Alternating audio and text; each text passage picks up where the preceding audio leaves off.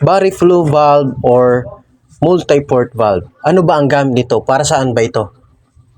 Sa video natin ngayon, aalamin natin kung paano ito gumagana at kung ano-ano ang pwedeng maging gamit nito sa ating mga sand filter.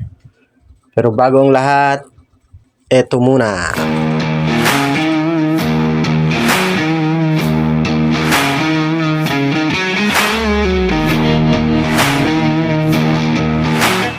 So, ngayon, ito yung setup. Simpleng setup lang to. Meron tayong dalawang higop, suction line. Ito yung vacuum line. Close yan dahil hindi tayo nagva-vacuum. Bubuksan lang yan pag nagva-vacuum. Ito naman yung main drain. So, nakabukas lagi yan pag umaandar yung motor. So, ngayon, yan. Ngayon, paano nga ba mag-backwash? Ito pala muna. Diba yan, nagmamadali. So, ito yung return. Yan yung flow ng tubig papunta doon. Papasok doon sa bari flow valve. Tapos sasalain ng filter. Babalik naman dito sa pipe na ito. Ito yung return. At ito naman yung backwash line sa kabilang side. Yan, ito may makikita nyo, may glass. So, isa yan sa palatandaan kung yung linya na yan is papunta sa drain, kung sa backwash, doon sa drainage na ninyo. Okay? So, yan, naka-close siya kasi hindi tayo nagbabackwash. Bubuksan lang yan pag magbabackwash tayo. So, ngayon, pag nagbackwash tayo, ito muna pala.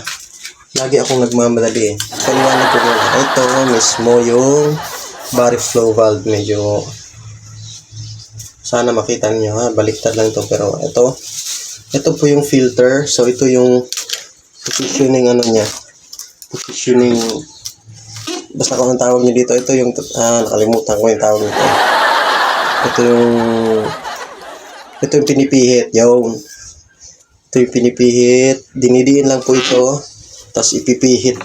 Yan, yung kaliwa, or pwede rin kaliwa, pwede kanan. Tigas ah. Ako lang kasi nagbi-video eh. So, okay lang yan. So, ito, filter. Paliwanag ko muna yan. Filter. Ikutin ko. Yan, filter. So, yung ibang lingwahe niyan, huwag na natin intindihin. Intindihin lang natin yung naintindihan natin. So, filter. Meron tayong waste dito. Waste. Ito yung closed. Ito naman yung backwash sa kabilang side. Yan, backwash. Paliwanag ko mamaya pa ha. Magantay kayo. Ito, recirculation. Yan. Ito naman yung rinse. Okay. Ngayon, so unahin natin ang pag-filter. Ang pag-filter po is ang setup po is nasa filter. Siyempre, di ba, na filter nga eh. Tapos, close yung valve. Buksan lang natin yung main drain. Tapos, ngayon po, pag nakaset dito yung valve, bari flow valve nyo or multi-port valve. So, ang mangyayari niyan is, paghigop ng pump, sasalain niya yung tubig. Babalik niya po sa return, sa pool na malinis na. Ngayon naman, kung waste naman po, so, ito naman, hindi ko naman talaga dapat ituro to sa inyo, pero nandito na tayo eh. So, para ma-idea lang kayo, ito, ang waste naman po, pag sinet mo dyan, ang flow ng tubig, pag humigop yung motor, hindi na po sasalain ng hindi na po sasala ng filter. So, hindi na rin siya papasok doon sa loob ng tangke. Dito lang po dadaan siya. Diretso po dito sa drain valve niyo, sa drain line. So, dapat kung magwi-waste kayo, ibig sabihin kung magde-drain ka, so, diretso natapon yung tubig nun. Okay, dito naman yon. Pero dapat bukas tong drain valve. Sorry. Drain valve ninyo. Tapos, itong close naman, pag nilagay nyo naman dito yung set nyo sa close, ibig sabihin, close, sarado nga eh, di ba? Close. So, ibig sabihin, pag pinaandar mo yung motor at nakaset sa close, walang papasukan yung tubig na binuga ng motor kasi close nga siya eh. Okay, so dapat pag nasa close po na nakaset yung multiport valve ninyo or body flow valve, hindi nyo po pwedeng paandarin kasi naka-close lahat ng linya na yan. So ngayon naman po, ito yung likod, nasa likod is yung backwash. Yan. Backwash, ibig sabihin, ang backwash or cleaning po ng filter. So, mamaya ano ko po. So sa ngayon, ito lang muna. Liwanag ko lang.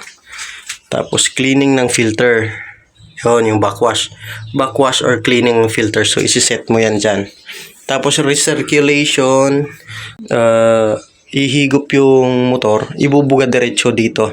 Pabalik agad sa pool na hindi dumadaan sa filter. Okay? So hindi nyo kailangan gawin to. Kasi sayang yung andar ng pump ninyo kung ilalagay nyo dito. Higop lang siya ng higop. Ibinubuga naman niya sa pool. Ang problema, hindi niya sinasala. Okay? Ang rinse naman ay ginagawa after maglinis ng, ayan, rinse. Ayan, rinse.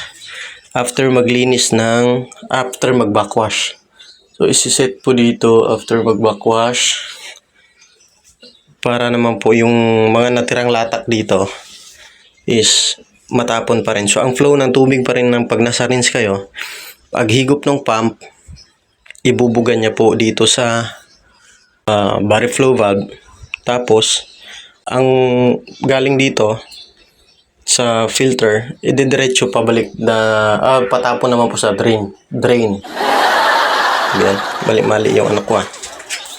So, ngayon, ito po yung gamit ng body flow valve. So, at yun na nga mga ka-swimming pool. Sana'y may natutunan kayo sa panibago nating video ngayon. At sana'y huwag kalimutan ninyong mag-follow, subscribe, comment nyo po yung mga gusto nyong itanong. At hanggat sa abot ng aking makakaya, ay re-reply po ako o sasagutin ko yung mga video. Hindi, yung mga tanong ninyo dito sa ating video. So, yun lamang po. Maraming salamat at sana'y nasa mabuti tayong kalagayan lahat. Bye-bye!